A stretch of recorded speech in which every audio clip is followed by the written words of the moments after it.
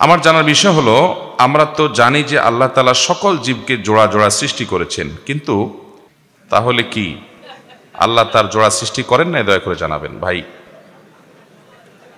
এই প্রশ্ন কোত্থেকে ঢুকে গেল? যাই হোক ভাই, শুনেন, হাসির কথা না। আল্লাহ তাআলা বলেছেন ওয়া খালাকনাকুম আজওয়াজা, মানে কি? আমি তোমাদেরকে সৃষ্টি করেছি জোড়া জোড়া। এটার মানে কি? এটার মানে হলো পৃথিবীর সব মানুষকে আল্লাহ সৃষ্টি করেছেন তার বউ সহকারে। এটার এর মানে না তো। আপনাকে এই মানে কে বলেছে? এটা ভুল মানে। পৃথিবীতে বহু মানুষ আছে যার বিয়ে হয় না, তার আগে দুনিয়া থেকে মরে গেছে, দুনিয়া থেকে চলে গেছে, আছে না নাই?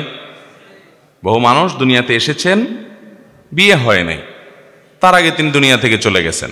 তাহলে তাকে আল্লাহ তাআলা কিভাবে জোড়ায় সৃষ্টি করলেন? এখানে জোড়ায় জোড়ায় সৃষ্টি করার উদ্দেশ্য হলো, এই আয়াতের ব্যাখ্যা হলো যে আল্লাহ তাআলা প্রত্যেকটা জিনিসে ধরুন নারী পুরুষ সৃষ্টি করেছেন, পাশাপাশি নারী সৃষ্টি করেছেন। এ হলো জোড়া। প্রত্যেক ব্যক্তির জন্য আলাদা আলাদা করে জোড়াই সৃষ্টি করেছেন। কেউই সিঙ্গেল থাকবে না পৃথিবীতে, এরকম কোনো অপশনাল রাখেন নাই। ব্যাপারটা কিন্তু সেরকম না।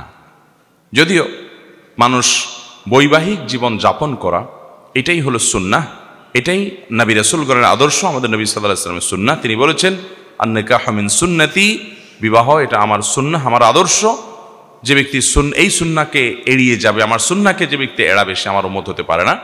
এবং নবী রাসূলগণ, আল্লাহর প্রিয় বান্দাগণ, আল্লাহর নেককার বান্দাগণ, প্রায় সবাই তারা বিবাহ শাদী করেছেন, সংসার করেছেন। কিন্তু এর মানে এই না যে আল্লাহ বলেছেন জোড়া জোড়া সৃষ্টি করছেন, কিন্তু এখানে তো জোড়া নাই, না। এখানে সে উদ্দেশ্য না। উদ্দেশ্য হলো যে ধরুন আল্লাহ চন্দ্র সূর্য করেছেন, পাশাপাশি সূর্য সৃষ্টি করেছেন, আসমান নবমণ্ডল সৃষ্টি করেছেন, পাশে ভূমণ্ডল সৃষ্টি করেছেন, পুরুষ সৃষ্টি করেছেন, পাশাপাশি নারী সৃষ্টি করেছেন। এভাবে আল্লাহ তাআলা জোড়ায় জোড়ায় সৃষ্টি করেছেন প্রত্যেকটা জিনিসকে, পাশাপাশি তার নেগেটিভ পজিটিভের মতো করে আপনার আল্লাহ রাব্বুল আলামিনের সৃষ্টি জগতে বৈচিত্র্য রেখে আল্লাহ তাআলা সৃষ্টি করেছেন, এবং প্রয়োজনীয়তা যা দরকার সেটা আল্লাহ তাআলা সেভাবে সৃষ্টি করেছেন। এটা উদ্দেশ্য। এখানে প্রত্যেকটা ব্যক্তিকে আল্লাহ তাআলা তার জোড়ায়, অর্থাৎ তার দাম্পত্য জীবনে কার সাথে হবে সেটার ব্যবস্থা সবার জন্য আল্লাহ তাআলা নিশ্চিত করেছেন, এমন নয়। বহু মানুষের কপালে বিয়ে আল্লাহ রাখেন নাই। বহু মানুষ ছোটবেলায় মারা গেছে, বিয়ে করবে কোত্থেকে? অপশন আছে না নাই? তাহলে সেক্ষেত্রে এই আয়াতের ব্যাখ্যা আপনাকে এটা কে বলেছে? কোনো মুফাসসির ব্যাখ্যা করেন নাই যে সবাই স্বামী স্ত্রী করে করে আল্লাহ সৃষ্টি করেছেন।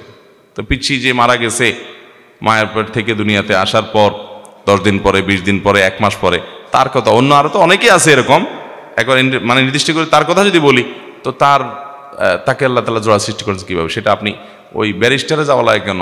নবজাতক বহু বাচ্চা এরকম মারা যায় কি যায় না? অতএব এই আয়াতের ব্যাখ্যা সেটি নয় যেমনটি আপনি বুঝেছেন।